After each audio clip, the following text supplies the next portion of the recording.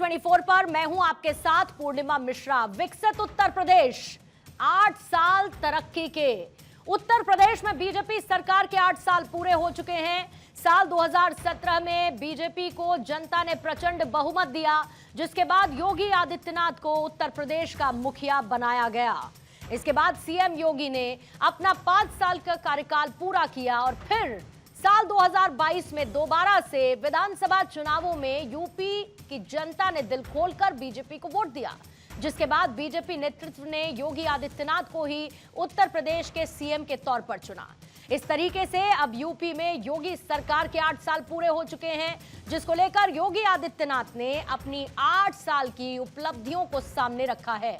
उन्होंने यह बताया कि कैसे उत्तर प्रदेश की तस्वीर बदल गई है, कैसे बीमारू राज्य से यूपी बाहर आ चुका है, कैसे जंगल राज की छवि से निकलकर अब विकासशील प्रदेश की श्रेणी में आ चुका है, कैसे यूपी में धार्मिक पर्यटन को बढ़ावा मिला और ऐसे तमाम विकास के मुद्दों पर योगी सरकार ने अपना रिपोर्ट कार्ड सामने रखा है।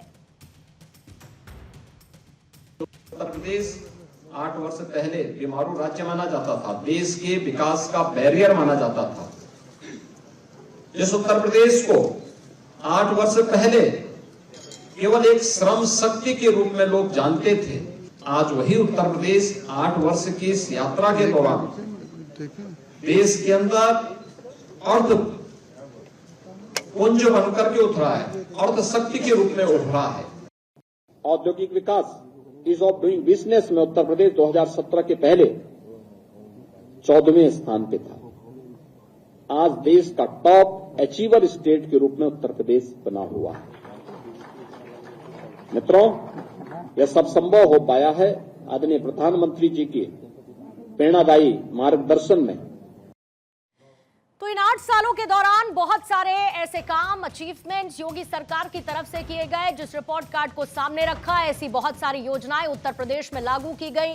किस तरीके से इन्वेस्टमेंट को, निवेश को उत्तर प्रदेश में बढ़ावा देने के लिए इन्वेस्टर्स समिट का आयोजन किया गया, कैसे महाकुंभ का शानदार आयोजन योगी सरकार ने किया और कैसे उस महाकुंभ के आयोजन ने देश की जीडीपी में अपना 1% का कॉन्ट्रीब्यूशन दिया है। इसके साथ ही 8 साल योगी सरकार के पूरे हुए। अंत्योदय से सर्वोदय से लेके और भी ऐसी बहुत सारी योजनाएं थी जो कि योगी सरकार की तरफ से लागू की गई हैं। एक तरफ जहां पर उत्तर प्रदेश में विधानसभा चुनाव कुछ समय बाद होना है और योगी सरकार लगातार अपने कामों को जनता तक पहुंचाने की कवायद में जुटी है, लेकिन अगर योगी सरकार के वो बड़े चेहरे जिन्होंने मिनिस्ट्रीज को संभाला, जिन्होंने अपनी अपनी मिनिस्ट्रीज में शानदार बीते 8 सालों में काम किया, वो अगर आपके साथ मौजूद हो, वो रखें योगी सरकार का रिपोर्ट कार्ड, तो क्या बात होगी। अब से थोड़ी ही देर बाद ऐसे तमाम मेहमान हमारे साथ जुड़ने वाले हैं, लेकिन बहुत सारे कामों का जिक्र योगी आदित्यनाथ की तरफ से किया गया।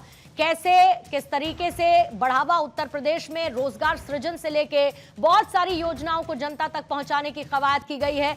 आइए शुरुआत करते हैं चर्चा की और कैसे योगी सरकार के 8 साल बेमिसाल साबित हुए। अनिल कुमार, जो कि साइंस और टेक्नोलॉजी मिनिस्टर है उत्तर प्रदेश के, इस वक्त हमारे साथ जुड़ चुके हैं। अनिल जी, आपका बहुत स्वागत करती हूं भारत 24 पर। और पहले तो योगी सरकार के 8 साल पूरे होने पर आपको बधाई देती हूं और बहुत बहुत शुक्रिया, आपने सर समय निकाला हमारे साथ चर्चा में जुड़ने के लिए। लेकिन पर्टिकुलरली आपकी मिनिस्ट्री के साथ साथ अनिल कुमार जी, कैसे बीते 8 सालों में उत्तर प्रदेश को आपने बदलता हुआ देखा और कैसे एक अच्छा साथ आपको केंद्र का, वो डबल इंजन सरकार का मिला, जिसने उत्तर प्रदेश को एक बीमारू राज्य से एक विकसित राज्य तक पहुंचाने में मदद की है। अनिल कुमार जी।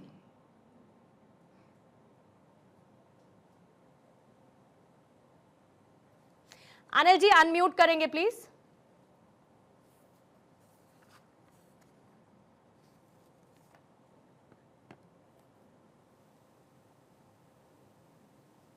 नहीं अनिल जी, आपकी आवाज मुझे नहीं आ रही है फिलहाल।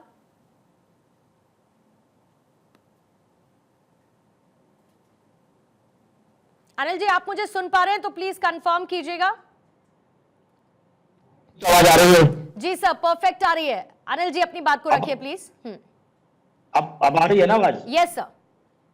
अब मैं ये कह रहा था कि 2014 से जब से केंद्र में आदरणीय मोदी जी की सरकार आई, और उसके बाद में 2017 में जब उत्तर प्रदेश में एनडीए की सरकार बनी पूर्ण बहुमत के साथ, बड़े बहुमत के साथ में, उस समय देखो हम लोग विपक्ष में थे, हम लोग जो है विपक्ष में थे। और जो मैं 2022 का जो चुनाव जीत के आया हूं वो सपा लोकदल गठबंधन से हम लोग जीत के आए। उसके बाद हमारे नेता आदरणीय जयंत चौधरी जी ने फैसला लिया कि हम लोग एनडीए में शामिल होंगे। तो एनडीए में हम शामिल होने के बाद में और 5 मार्च 2024 को हम लोगों ने शपथ ली जब ये रिसफल हुआ था। लेकिन मैं इस बात को इसलिए बता रहा हूं कि उससे पहले भी योगी जी की 5 साल सरकार रही और 2 साल हम लोग विपक्ष में रहे। कहीं मतलब हम लोग जो महसूस करते थे, भले ही हम लोग विपक्ष में थे, लेकिन विपक्ष में रहने के बाद भी हम लोग ये महसूस करते थे कि नहीं भाई, कहीं ना कहीं सरकार जो है हर मुद्दे पर, हर प्लेटफॉर्म पर अच्छा काम कर रही है। सबसे बड़ी बात देखो, सरकार जब आती है, सरकार जब बनती है तो सभी समाज के लोग उनको सहयोग करते हैं। और जब सभी समाज के लोग सहयोग करते हैं तो सभी लोग हिस्सेदारी और साझेदारी की भी उम्मीद करते हैं। सबसे बड़ी बात यह है एनडीए की सरकार में कि सभी समाज के लोग सहयोग करने के बाद में जब उनको हिस्सेदारी सामाजिक रूप से और राजनीतिक रूप से दी जाती है तो ये एक बड़ी बात होती है राजनीति में, सरकार में। तो आज हर वर्ग अपने आप को संतुष्ट महसूस करता है, उसे लगता है कि हमारी बात हो रही है, हमारे लोगों को एडजस्ट किया जा रहा है। जब मान लो अलग अलग वर्ग के लोग एडजस्ट होते हैं ना, तो जो उनके लोग होते हैं, जो उनके समाज के लोग होते हैं, वो अपनी बात उन तक अच्छी तरीके से पहुंचाते हैं। एक बड़ी बात है। दूसरी बात, सबसे बड़ी बात होती है किसी भी राज्य सरकार के लिए लॉ एंड ऑर्डर की, कानून व्यवस्था। कानून व्यवस्था ऐसी चीज है, किसी सरकार को लाने के लिए भी बहुत है और किसी सरकार को ले जाने के लिए भी काफी होती है। तो इस बात से बात साबित होती है, उत्तर प्रदेश में महाराज जी की सरकार रिपीट होती है 30 साल के बाद में, किसी पार्टी को दोबारा बहुमत मिलता है, बड़ी बात है।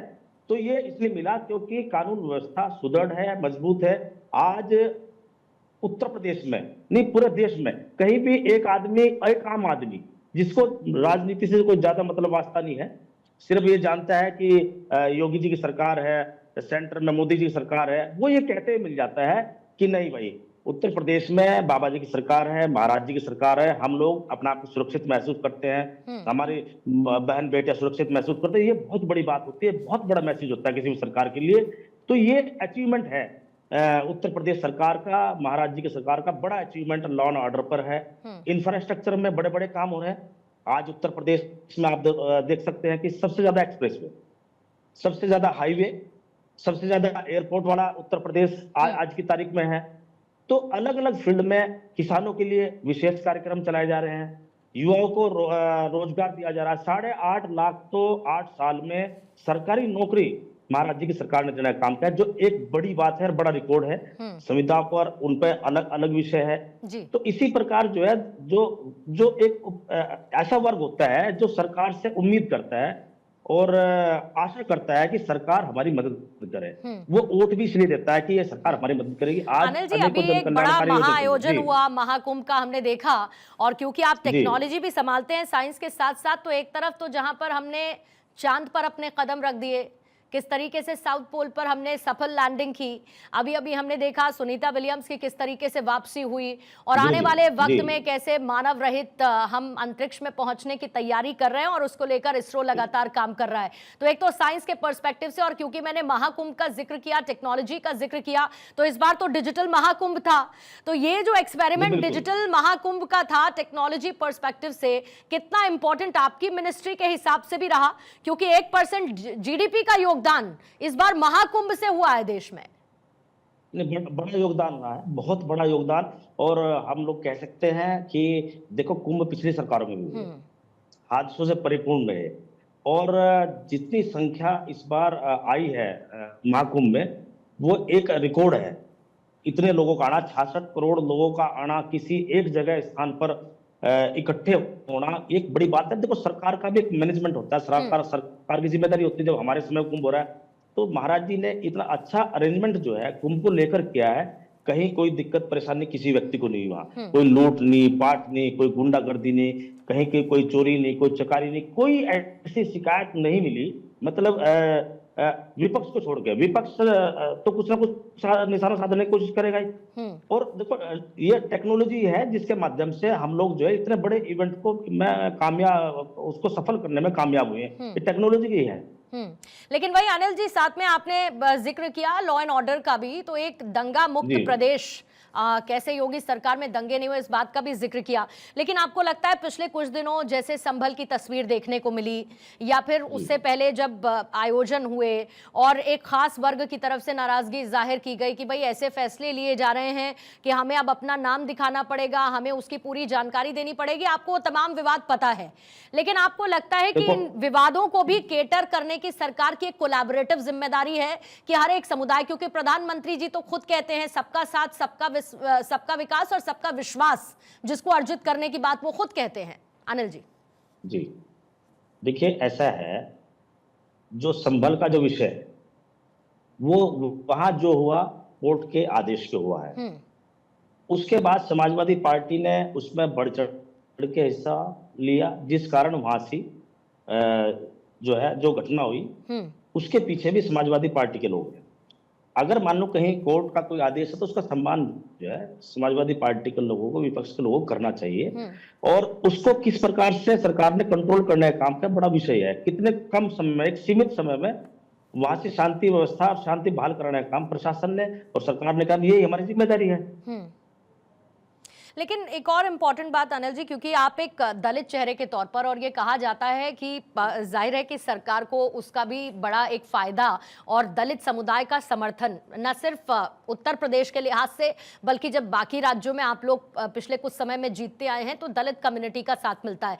लेकिन एक दलित चेहरे के तौर पर आपकी प्राथमिकताएं उस दलित कम्युनिटी को लेकर क्या है?